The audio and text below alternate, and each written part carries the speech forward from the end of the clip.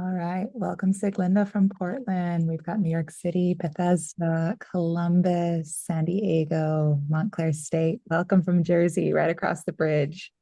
Brooklyn, Jersey City, Montana. Okay. New York, California, Michelle, and outside of Philly, Sacramento, Montclair, Hamburg. Michelle, welcome. Congrats. You're the first person we have tonight from outside the States. Portland, Pittsburgh. Wow, Gabriella, welcome from Limerick, Ireland. Amazing. Give it just a couple more minutes. Another in Canada, Ann Arbor.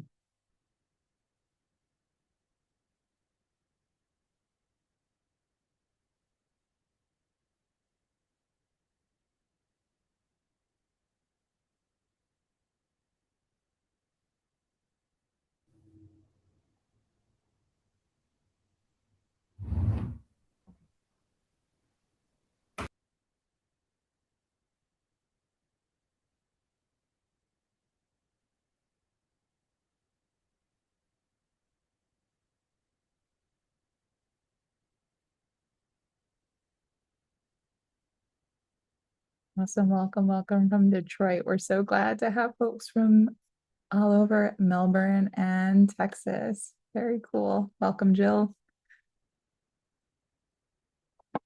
We'll get started in just a minute. We have a couple more folks rolling in. Thanks for your patience, everybody.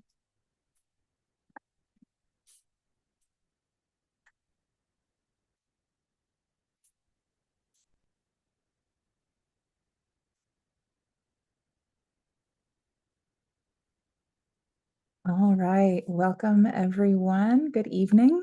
My name is Ali Tadros. I am a woman with dark brown hair and eyes, mixed Caucasian and Arab ancestry.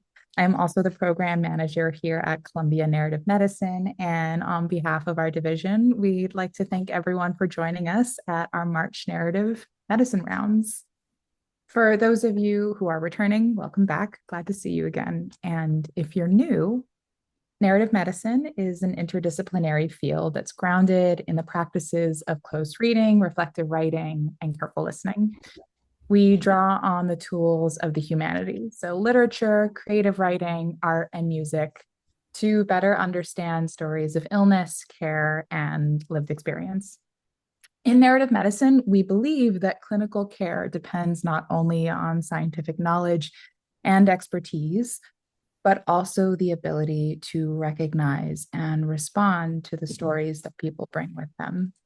Here at Narrative Medicine Rounds, we bring that work into public conversation by inviting world-renowned writers and clinicians into dialogue about the creative works that shape how we understand health, illness, and care.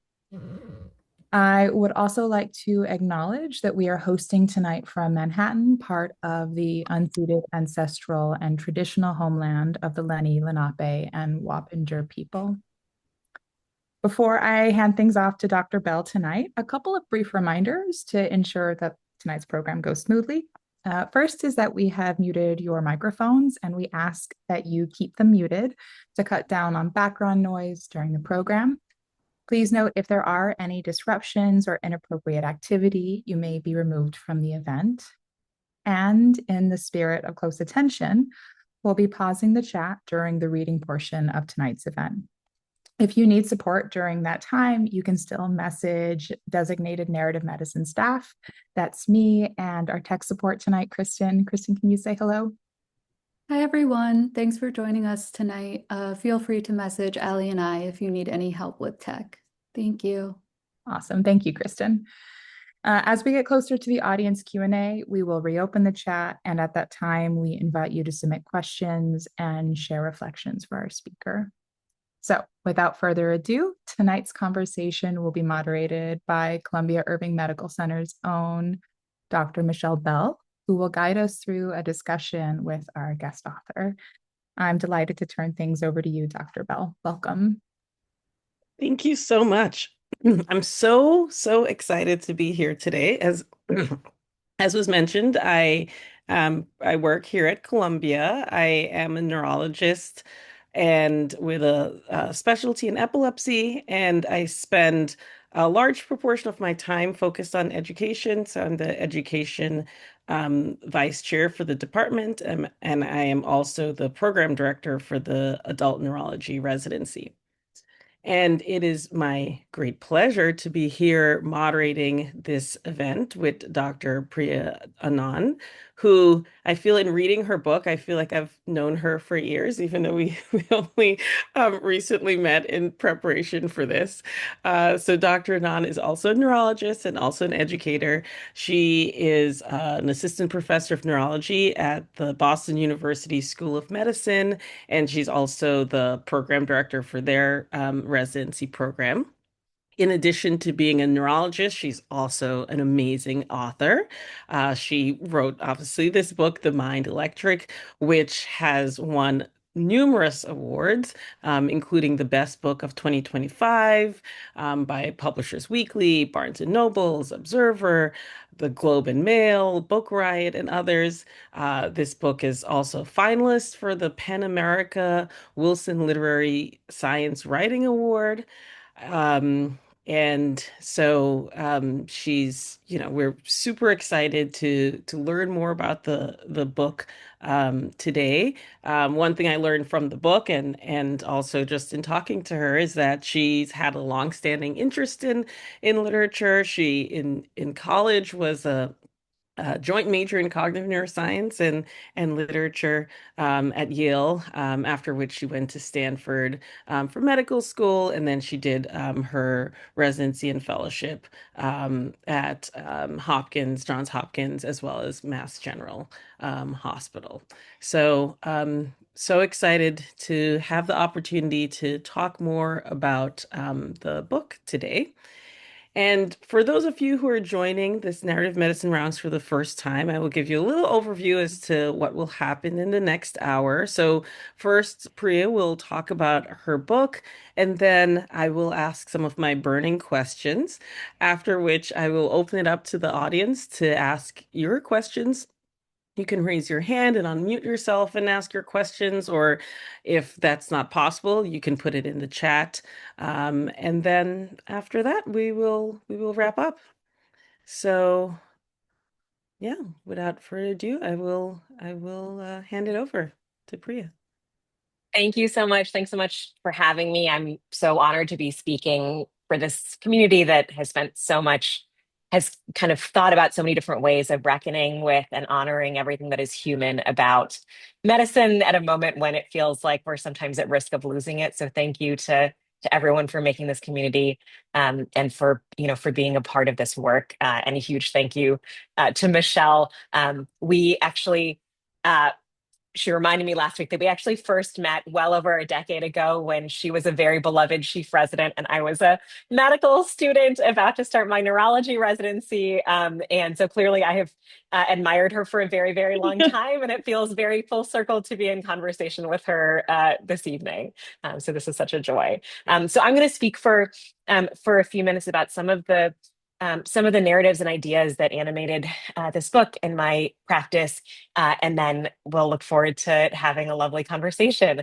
So I have a few slides here. Let's see, this is always risky. Can you guys see my first slide? Okay, excellent. So again, it's such a pleasure to join you. So I'm going to start this presentation in the most obnoxious way for any physician, which is with a picture of William Osler. We all have many different relationships with him, many different thoughts about him, many different favorite and least favorite quotes of his. But the statement of his that I wanted to sort of open with is this. So this is the epigraph to many, many books about neurology and medicine. But William Osler's one of his sort of refrains was that he said that to talk of diseases is a sort of Arabian Nights entertainment. And my relationship to this statement has really evolved over years and years. I think when I first heard it, I thought it sounded horrific and barbaric. I thought, what is entertaining about the idea of illness? But when I was a child, as Michelle mentioned, I have loved literature for a long time, including as a child. And I read 1001 Arabian Nights many times as a child. I had a children's abbreviated treasury of it. And the more that I've thought about the statement, the more that I feel like it captures so much of what is essential about the work of medicine. The Arabian Nights are really this authorless text. That is what is so unique about this text. So they're this collection of different sort of stories that are accumulated from Central Asia and North Africa, and some of the tales trace their roots back to ancient Arabic or Mesopotamian literature. But there's no authoritative version. There are many, many different versions of the story, and it's really this like Russian doll narrative of stories nested within stories, nested within stories. And you can tell it any way that moves you, any way that resonates with you. The only thing that sort of remains constant across the years and across the versions is the framing of the Arabian Nights. So the frame is that there is this kingdom where there's a really monstrous king who every night weds a new woman and before dawn becomes bored and beheads her. And there's a really brilliant and brave woman in this kingdom, Scheherazade, who decides that she wants to stop this gruesome tradition by marrying the king. And on the night of her wedding, she says, I know that I have just one night left on this earth, and my last wish is to be able to tell a bedtime story to my younger sister, Dunyazad." So her sister is brought into this bedchamber, and the king sits in the corner, and she starts to weave this story for Dunyazad. And she tells this really miraculous story about jinn born of fire and caliphs and sorcerers and seas full of merfolk, that it's full of magic and wonder. And as the dawn breaks, she ends the story and she ends it on a cliffhanger. And the king is so curious that he keeps her alive until the next night so she can keep spinning this marvelous tale. And it happens again and again and again for 1,001 nights until at the end, she is kind of completely wrung out of stories, and the king decides to allow her to live. He's so moved by her ingenuity and feels such a tremendous amount of empathy for her after these stories that he decides to let her live. And it's this really Russian doll text. It's about layers and layers of stories. So it's a fable about a queen telling a story, about a caliph telling a story, about a jinn reciting a fable. It's all of these stories are wrapped up within one another. And again, it's a reminder, I think, of a few essential things about the role of stories in our lives. One is that we tell stories to survive. I think that's a really, really kind of like critical piece of this framing fable.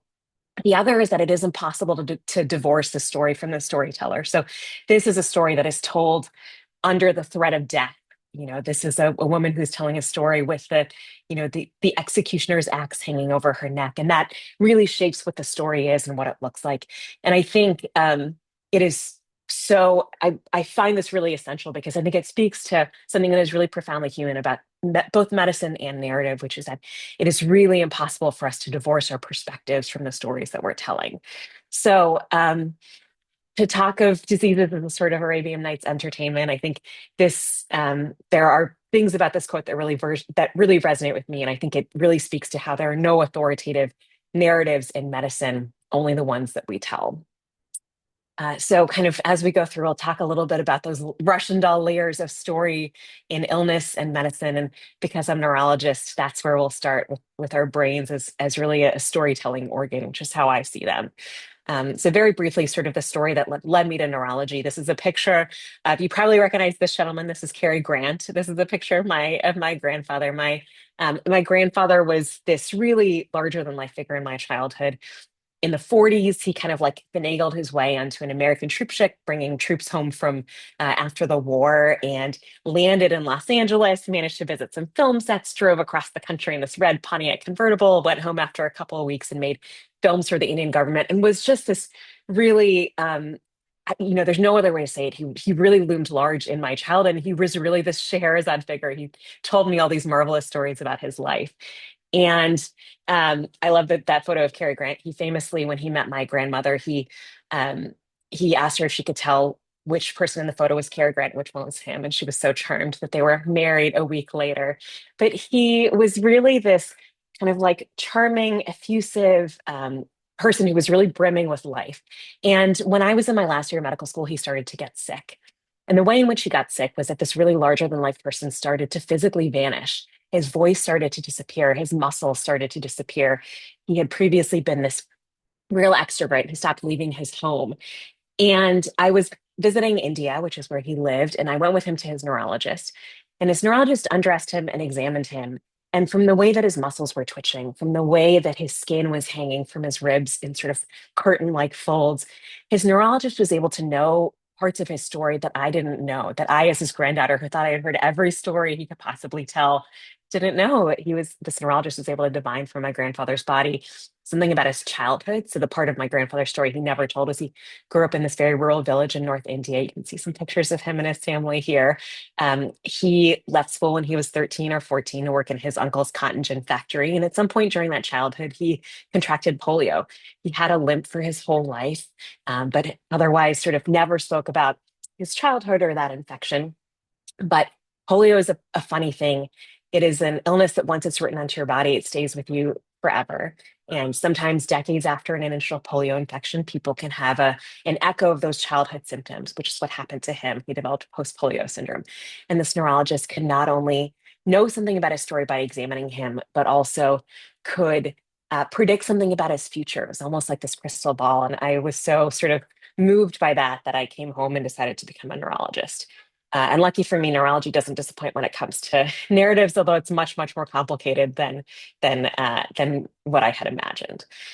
So I think what I love the most about neurology and neurologic illness is that I think there's this risk of sort of looking at illness with kind of through a voyeuristic lens. But I think in neurology, every sort of every experience, every symptom really speaks to kind of the vast spectrum of the universal human experience. I think those moments where our brains do something unexpected are moments where we can kind of pry open the black box of how we as human beings operate in the world and understand something about ourselves. And I think this is absolutely true of narrative. I think narrative is if I were to pick one feature of neurologic illness that feels like it kind of cuts across every type of illness, it is that of narrative. So what is so profound to me is that there's so many neurologic symptoms that can rob someone of their memory, that can rob some of their life story, can rob someone of their vision, of their ability to hear. And often what is left behind, what really surges in that absence, is storytelling. These are some pictures from a 19th century psychiatry resident actually in Dresden, Emil Kraepelin, who described a group of patients he was caring for who had lost their memories as a consequence of late stage syphilis. These patients developed what he called falsifications of memory. He said these were tales that were as fantastical as any fable in the Arabian Nights, that were produced by his patient's imagination and slipped into their consciousness with the pretension of reminiscences. So one patient would look at the pillared walls of this beautiful hospital and think that he was there for a wedding. He would invite all of the knights in the kingdom to this wedding every evening. And another would look at the same halls and think that he was there to be hanged. This idea that, like, even though these people could not summon from their memory the reason that they were hospitalized, your brain abhors a vacuum and fills that space with a story. These narratives would come to be known by other names: dream traces, pseudo reminiscence. But the name that would stick is a German one, confabulation. And I love that term because I think it shares something with the word fable. And a fable is a story that is, like in the Arabian Nights, a story that is invented to reveal something true from component parts that are imagined or that are wondrous or that are sort of beyond the bounds of reality. A fairy tale that reveals something that's essentially true. And I think confabulation does the same thing. So confabulation is the spontaneous production of false memories without the intent to deceive. So confabulators are not fabulators. They don't have any, they're not lying. This symptom is not sort of simply just memory loss. The phenomenon of confabulation is experienced by the person who's experiencing it as true. Narrative remains intact even when we lose memory. And confabulation is not a failure of storytelling. It's really storytelling unmoored from the details of memory and reality. Our brains continue to generate coherent narratives. And I think this symptom is something that tells us really profound about all of us as humans. Confabulation is something that we all do in our daily lives, whether we have a neurologic injury or not. This is another sort of like quite famous example. This is Sergei-Korsakov's hospital in the north of Moscow. He cared for a Russian journalist there who was suffering from a type of alcoholic dementia. He drank brandy to treat his writer's block, and it had caused him to develop this profound memory loss. He couldn't remember where he was or why. He could win a game of checkers, but he couldn't even remember that he played as soon as the game ended. And in place of the memories he was missing, he would spin these elaborate narratives that any writer would envy. It was this sort of profoundly this this real paradox that this man who had made his living writing the truth was telling these sort of false stories. And we understand the kind of the anatomy of this set of symptoms now much better than we did. But I think sort of even more, I think there are still things that remain mysterious about confabulation, but I think confabulation offers us a window into how we work as humans. We have this drive to hear and tell stories, and we really actually create the world around us. So we have this hunger for narrative that is how we decide what to attend to in the world, that allows us to filter the noise of the world and decide what to focus our attention on. Um, and this desire for narrative is something that is both universal and really like inexorable. It is coded into our brains so deeply that it survives and surges after even the most devastating of brain injuries. I won't get too far into the weeds on this, but I'll just say I think the our there are so many different parts to the way that our brains construct stories. So there's the component of this sort of system of creating narratives to understand, to make meaning in our world, that comes from the structures in our brain that form memory. And then there's the component that comes from the way that we verify those memories. So I think about our brains as like having multiple parts. There are the parts that create possibilities, create possible narratives, and then there are the parts that edit them, that ask the question, how do I know this? Is this from my imagination? Is this from a dream? Did this really happen? Does this fit with reality? And confabulation is what happens when that editor disappears, but the storyteller remains. And it turns out that in all of us, that storytelling drive is much, much more potent than the editor. So confabulation is something that we use described as a clinical symptom, but it's really a human universal. Confabulation, I think, tells us that our brains prioritize meaning over accuracy. They prioritize coherence and making sense of our world over the truth, and that we fill gaps in our world with narrative automatically. Confabulation is our brains kind of protecting the sanctity of those stories. I know we have just a couple minutes left at this part of the presentation, so I'm actually going to skip a couple of slides here, and I want to I shared earlier that I'm here in snowy New England, so I thought I would just end with a story from New England, which really sort of spoke to me, because I think it really speaks to this idea that all of us are really at the whims of this Scheherazade within us, this kind of storytelling impulse. So in my corner of the world in New England in the 1870s, something like 1 in 4, 1 in 3 people died of consumption, tuberculosis. And in these farming communities here in Massachusetts, there was, these farming communities were becoming ghost towns. So men were leaving for the cities. The people who remained were struggling with tuberculosis at really high rates. And it was this illness that felt mysterious. It would kind of ravage an entire household. It would take one person very quickly, whereas someone else might have symptoms for years and years, and someone else might never develop symptoms at all. It just felt so cruel and mysterious. And there was this belief in my corner of the world that tuberculosis was caused by not a physical disease, but a spiritual possession. So the belief was that from beyond the grave, a deceased family member was sucking the life force from their living relatives like a vampire. And there is something that feels profoundly true about that version of the story. So it explains something about how people were wasting away of this disease, the way that it seemed to rack people's bodies at nights and leave them sort of untouched during the day. There were all of these things about this illness that this sort of explanatory model kind of captured. And doctors at the time were horrified by this sort of set of beliefs. In communities all over Rhode Island and southern Vermont and Massachusetts, people were exhuming the bodies of community members who had died of tuberculosis and autopsying them and creating poultices out of their hearts and their livers to try and cure the family members who remained. And doctors were horrified. They said, this is superstitious nonsense. This is a grisly tradition, and it's completely unscientific. But the thing is that doctors at the time were telling their own stories about tuberculosis. Doctors at the time were saying tuberculosis is a disease of wet lungs. They were lining up children in the snow for sun therapy to dry out their lungs. They were prescribing these poultices and tonics. They were prescribing leeches and opium and warm sea air and cold baths and breast milk and all of these different things that sort of fit with their explanatory model for this illness that they also were trying to find an explanation for with the best tools that they had. And some of those explanations would stick, and others were even harmful. So this is a picture of a pneumothorax device that was used to collapse lungs. If someone had a tuberculotic lung, they thought they could treat it by actually collapsing the lung. These are sanatoriums in mountaintops that where people were sent to be treated for their tuberculosis. The sun cure, and this is one of my favorite. This is Mammoth Caves in Kentucky, where people were sent deep below the earth to dry out their lungs from their tuberculosis.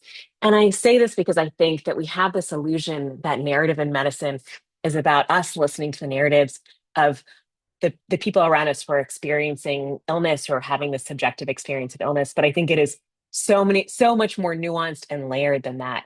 It's something we're all subject to. I think understanding confabulation means understanding that we are all sort of at the whims of the storytellers within us, and that we all, without knowing it, without intending to, we all kind of cast our own narratives on what's happening around us. And I thought I would end just briefly by reading a couple of paragraphs from the book to wrap up here. In the chronicle of a disease, the fabulist matters as much as the fable, the ending to a story, shaped by both how it is told and how it is heard. In my grandfather's final moments, I watched him write his own ending. Like his childhood, the last days of my grandfather's life were feverish. In Bombay, summers are hot and damp. My grandparents' apartment is bounded by the Back Bay on one side and the Arabian Sea on the other. In the summer, the air is heavy with salt water. It swells the pages of books, blisters the lacquer from furniture, fills clothes until they puff from drawers like rising bread, settles into a salty caul over exposed skin. My grandfather spent his final summer wrapped in a shawl surrounded by the whine of mosquitoes. When he began to gasp for breath in his sleep, my grandfather made clear they had no interest in intensive care. In a world rife with uncertainty, with illness and misfortune and human frailty, stories are what allow us to make sense of the senseless, to find order in the chaos. Stories are etched into the brain, into its curves and chasms, into the electrified tendrils of its very neurons. Stories sculpt the minds of doctors and their patients alike. In turn, our minds birth their own narratives of illness, each shaped by their own peculiar geographies. Narrative is universally, spectacularly human. It is as unconscious as breathing, as essential as sleep, as comforting as familiarity. It has the capacity to bind us, but also to other, to lay bare, but also obscure. In medicine, it is both disease and panacea, something that must be crafted with care, attended to, questioned, dismantled, and then built anew. It is not one, but many, 1001 fables shared between family. I'm going to stop there. Thank you. I have so many questions, but I will start with a few. One thing I enjoyed about this book is, it's on, the main point of it is the stories of the patients, but it's also a story about you and your path. And yeah, I was just curious, like when did you decide that you wanted to write a book like this? Was it in college when you were uh, studying literature? Was it in residency? Was it after your grandfather passed away? Or like what brought you to this point? So I'm not a person who always I'm not one of those people who always wanted to be a doctor. I didn't have like a toy stethoscope in my hand as a child. There are no doctors in my family. And long before I wanted to be a doctor, I thought what I wanted to be was a journalist. And I just like loved this idea that you could hear someone's story and see something universal and true in it and render it in a way that it would sort of become something larger than itself. And I think medicine is about doing that as well. And I love the idea of storytelling. I have always loved the idea of storytelling, but I certainly did not think I was going to write this book when I was in college. Certainly not when I was a resident. I didn't write anything as a resident because not because I was busy, but just because I feel like residency is it fills your cup. It kind of exposes you to so many stories, and to the exercise of morning rounds is really about kind of like telling and retelling stories in this really beautiful but also fraught way. So definitely not when I was a resident. I actually started writing the book a few weeks after I gave birth to my first child. I was not sleeping very much, and I had just experienced the most radical physical transformation that I had ever had in my body. And I wanted to, I think it really sort of changed my perception of my own body, and was something I really wanted to sort of capture. Hmm. Hmm. Yeah, and I like that the book was sort of organized, sort of like different subspecialties, right? There's like the epilepsy related, there's sleep, etc. Like, what made you decide to tell the stories that you told?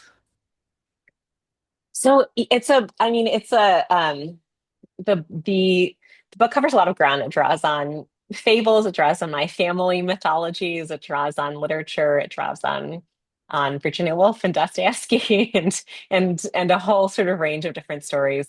Um, and it's organized in a very kind of chaotic fashion. It's not organized by symptom or disease or any of the ways that we organize medical notes. It's really sort of organized um,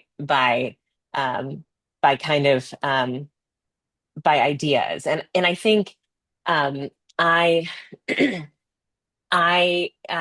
I really wanted there to be a sort of a fable-like quality to this book. Like I really wanted every story about my family, or every story that was included, to have a universality, to feel like it could like resonate with things that are universally human. And I really wanted a lot of the book to occupy that spectrum between what is illness and what is wellness, because I don't think that's a really clear, I don't think there's actually really a clear demarcation. I think that's something that we like tell stories to define.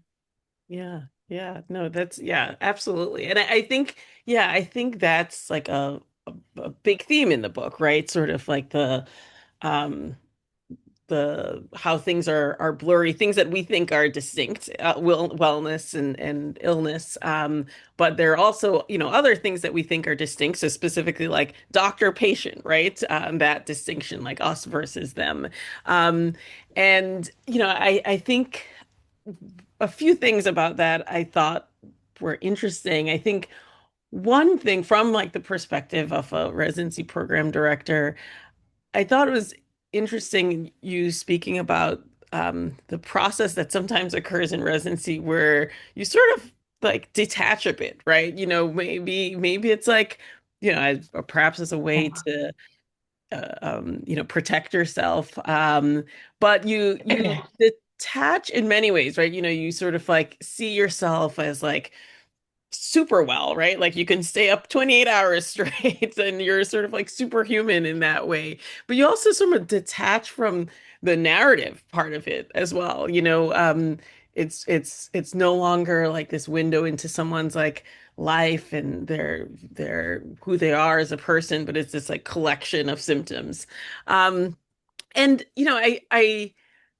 I think about that and I think like perhaps that's just like a natural part of the developmental process, right? Like you have to, because there's so much else going on, you have to sort of disconnect yourself, or maybe not. Maybe it's like something that happens, like it's an unfortunate um development, and maybe we can use like narrative medicine to prevent that from happening um early in training. So from the perspective as an author and as a residency program director, I'm sure you've thought about this a lot, and I'd love to hear your thoughts. I wonder if you feel the same way that I do about this, which is I think the greatest part about being involved with the residency program is that I think like all of that sort of like sense of wonder and sanctity and interest that you lose in the course of your like training and practice just from repeated exposure. I think that the thing that's like the strongest reminder is being with people who are witnessing that for the first time. Like I think that's the strongest reminder of what is heartbreaking about our work and what is profound about it. But it's interesting. I was thinking as I was thinking about confabulation, I was thinking about another Columbia neuroscientist, Eric Kandel, who did these experiments with a sea slug to try and understand the physical basis of memory. And these he was shocking these poor creatures, and they would sort of like withdraw and kind of protect their vital organs. But it turns out that if you shock them enough, they stop having that same physical response. Like creatures habituate to things that they're exposed to. They habituate to shocks and to trauma and to these really devastating stories. And that's so profoundly human. And I think residency is this double-edged sword in the sense that you have to like see enough and witness enough and be exposed enough to be competent and to be good at it. But at the same time, if you witness enough suffering and if you witness enough death and if you witness enough really of these sort of really devastating illnesses that can fracture someone's identity and their world, the flip side of that is that you lose sight of what is heartbreaking about that story. So I think that's a really like intractable problem for folks who are teaching new physicians to grapple with. Um, and I don't know the answer. I think I love that. I feel like this particular narrative medicine community really has a focus on this idea of narrative humility, on the idea that we get the story wrong, we have to rewrite our stories, and there are so many stories that can add to the truth. And I think that's maybe that is the piece of narrative that I think is really protective in training, especially I think in training you have this idea that the only thing that's separating you from the true story or certainty is like more years of training or a particular textbook. And I think what is really so beautiful about the idea of narrative medicine is the way that it embraces uncertainty and embraces the idea that you might have to rewrite the story, that we might get it wrong, or that we might tell a story that doesn't have a tidy ending. So I think that's the part that seems like could be protective in residency. Um, but I'm so curious to hear like how that's a tough problem. So I'm always really interested to hear how people are solving it. Yeah, yeah. And I don't have a solution, but reading this did make me think about that. And I think that I can see that if someone reads this book, it's obviously like very moving, but it allows you to explore your emotions and your reactions in more of like a safe space, rather than like with the patient at the bedside and sort of like navigating the sort of emotional aspect of it while also sort of like navigating like the labs and diagnostics and so I think there is something nice about like being able to like separate the two and really sort of like explore your reactions to it. And I've thought about like when is it most impactful, right? Like Yeah. if we're thinking of like narrative medicine as like a tool to allow doctors, especially young doctors, to maintain that like humanistic part of them, like is it better to be exposed to it before doing residency or like after, right? Like you've seen cases and there's like a familiarity in it and like maybe you weren't able to fully process it at a time, but now like you're in like a space where you can, mentally. So yeah, I mean I think that it potentially can help with that like distance that's established. So yeah. Um, I think just along this theme of like, blurred lines and which I think is a big theme in the book. I I enjoyed the stories about the the situations where we thought something was like absolutely the fact, but it was sort of like a matter of the the cultural context. So specifically, the story I keep thinking about is the doctor in Vienna um, who realized that the women were having getting sick because of the infection, and then he was like put in like a psychiatric ward and like beat to death, and like it's kind of insane, right? But like that just goes to show like how strongly people felt about that.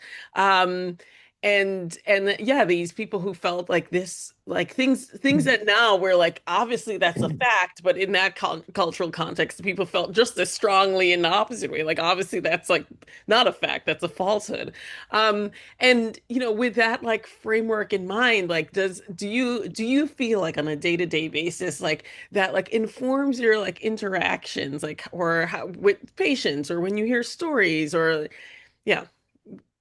Yeah, I think that's such a wonderful question. That's probably why you're such a wonderful neurologist, which is like I think that like that is like absolutely the a huge part of this idea of like humility is like looking back at what we as neurologists or we as the stories that we as a medical community used to tell, and looking back at the stories that we were telling 10 years ago and 15 years ago and 100 years ago, and realizing that human beings 10 and 15 and 100 years in the future are going to be telling really different stories. Like I think that really like injects some humility into our work. The story that you're telling, so this is the story of Ines Semmelweis, who some of you may be familiar with. I'm a neuroinfectious diseases doctor, so I'm very interested in this history of infection and sort of this culture around infection, because I think it's really kind of evolved, in the years before germ theory. He was an obstetrician. He was actually a resident at a hospital in Vienna that had two obstetrics ward. And one obstetrics ward was run by midwives, and one was run by physicians. And the survival rate was vastly higher in the ward run by midwives, so much higher that the women who delivered at this hospital, so a lot of the women who delivered at this hospital were were really were indigent, were poor, and were essentially given medical care as kind of a quid pro quo in exchange for having trainees learn on their bodies. And the what he realized was that the reason that the women who were being cared for, there were all of these theories that were floated, like, does the medical ward run by doctors, is there something in the walls, is there like a bad miasma in the walls that's causing these women to become sick? There was even changed the route that the priest would take to the bedside, ringing his bell, because he thought maybe these women were dying of fright. There was the idea that maybe these women were dying of humiliation because men were delivering their babies. He made all of these changes and then came to this realization that the reason that these women were dying under the care of doctors and not under the care of midwives was because the doctors would go to the morgue in the morning and perform autopsies, and then go to the ward in the afternoon and deliver babies. And they were carrying bacteria from these bodies. He didn't know it was bacteria. He called them cadaverous particles to the obstetrics ward, and causing these perinatal infections that were killing women and children. And he was so devastated by the idea that his own hands, as he had done all of these autopsies to try and understand this cause of death, were causing the deaths of so many women and children. And he was denounced as a heretic. Germ theory was not popular then. And the idea that doctors had unclean hands, that doctors were contaminating their patients, was considered heresy. He lost his job. He was driven out of all of these hospitals. He was so troubled by this realization that he'd had. He would write these letters to medical journals, and was eventually committed to a psychiatric hospital, where he died very quickly of sepsis, not dissimilar to what had killed all of his patients. And it just is like really speaks to the power of the stories that we tell, and the extent to which science is really a story. Like what is unique about science as a system of understanding the world is that it allows us to rewrite stories as new information comes in. That is what makes it science. But it is a story, and it's really sort of a first draft of a story. And I think looking at these historical examples really like hammers that home. And I'll give just one more historical example, because I'm a neurologist and I can't help it, which is you know around the same time, several decades after Ines Semmelweis was trying to understand germ theory in Hungary. Charcot was at the Salpêtrière in Paris, and it was this women's asylum where, again, women who were, there's a theme, a lot a lot of these bodies are the bodies of women, and again, women were consigned there sort of for their whole lives, and this virtuosic neurologist would examine them, and he would put on these performances. He would have these really kind of spectacular performances where the women under his care would be paraded on stage in costumes. They would be put in feathered hats so that you could see every tremor of their heads, or so you could see every movement of their bodies. And the audience was filled with physicians, but also with tourists, with actresses who wanted to kind of emulate all of the emotions experienced by these women who are being paraded on stage. And it was really this spectacle. So it was this kind of theatrical stage performance. I think that's a part of the narrative of medicine, is that there's this element of kind of showmanship, I think, in the history of medicine.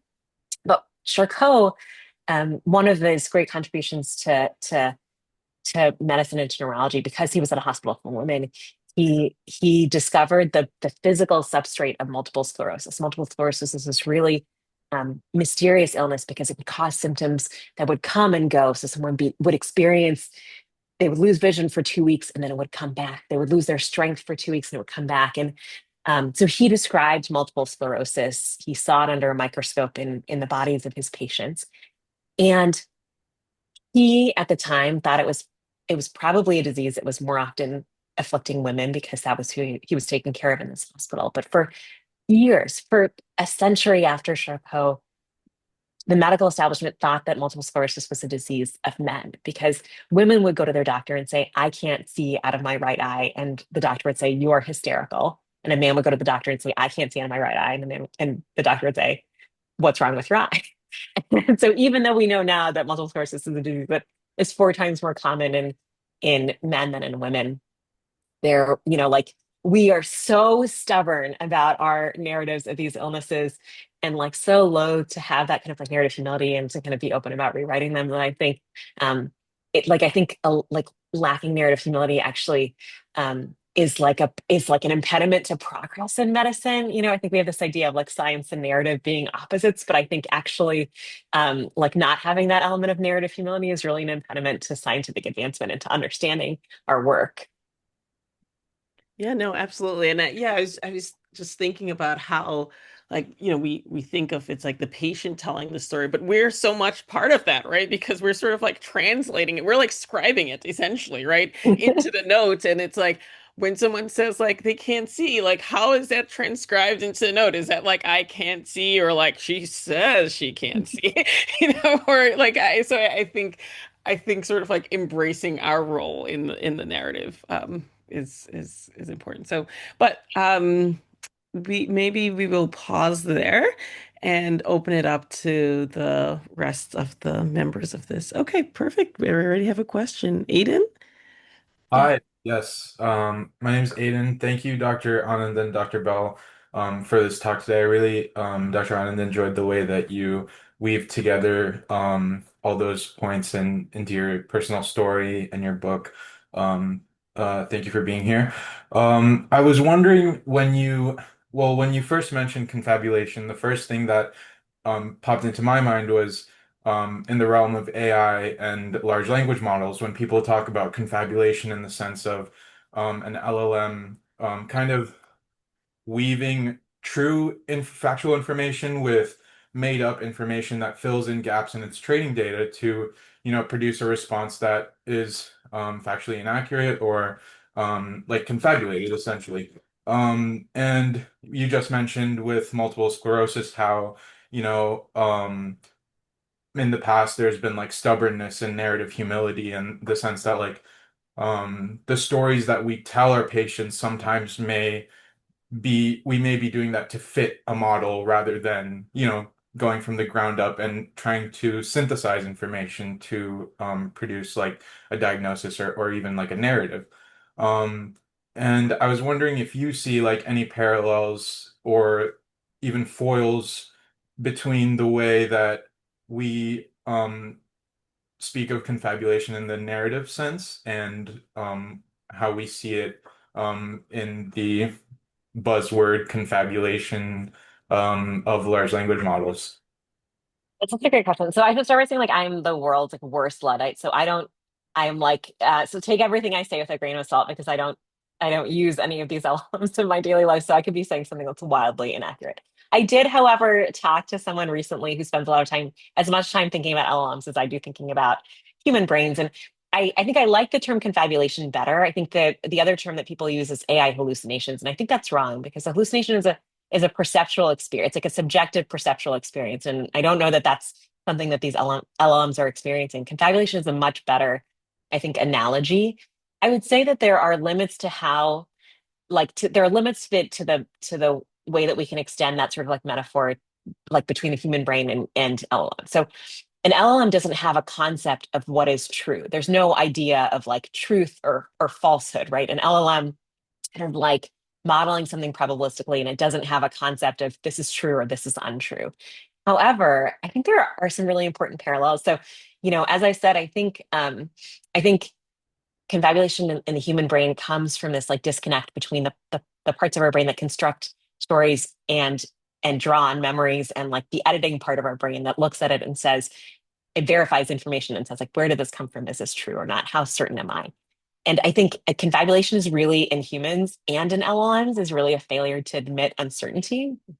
And it's a really human flaw for LLMs to have. And I feel like there's a lesson there that, this idea that like, we believe that we've like constructed this thing that is like that can, circumvent our human flaws, but it has a very, very human flaw, which is this reluctance to admit uncertainty. So it turns out that uncertainty is important, not just in medical practice, but and not just for humans, but for everything that thinks maybe. Definitely. Thank you.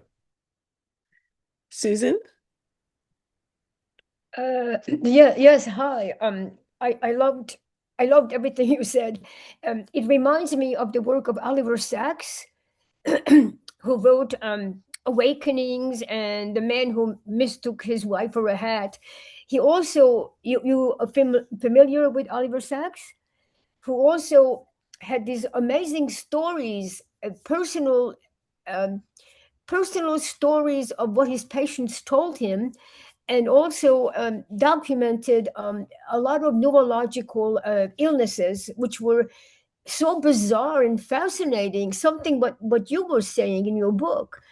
And I just thought it was so interesting. The other thing is, it was Ignaz Semmelweis, who was he was Hungarian doctor, not Viennese, who figured out that sepsis for women who delivered, and he was completely misregarded and misinterpreted, and unfortunately he spent his last years in an asylum because they could not imagine.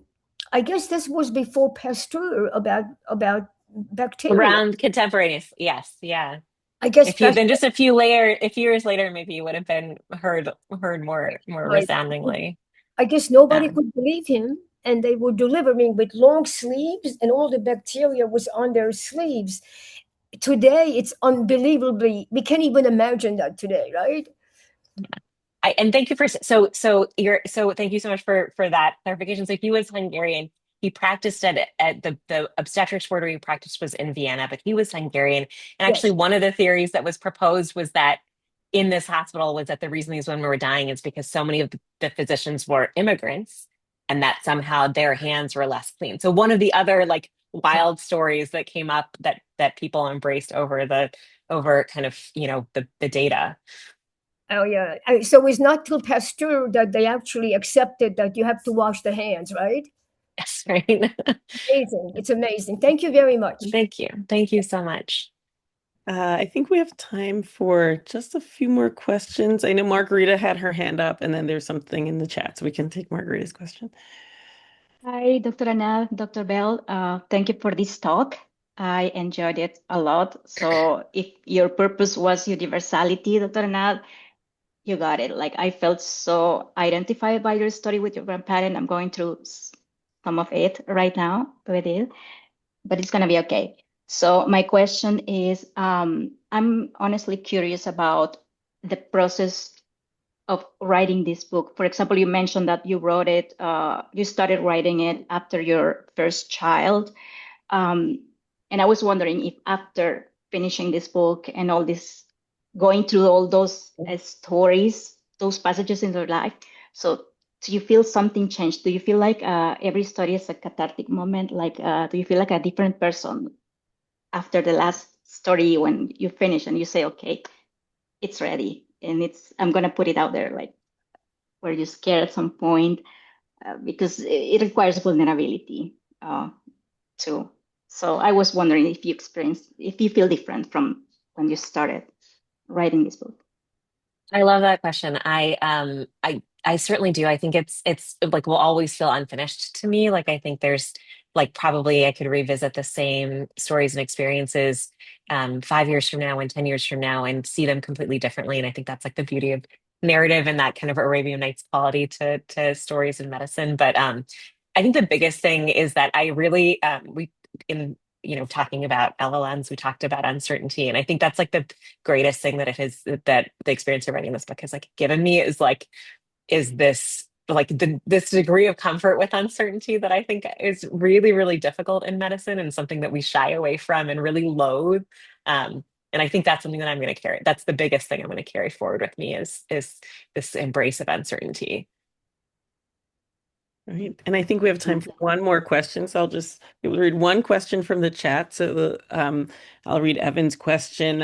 What are the top 3 books you recommend for all future doctors, medical students to read to better understand medicine through a narrative lens?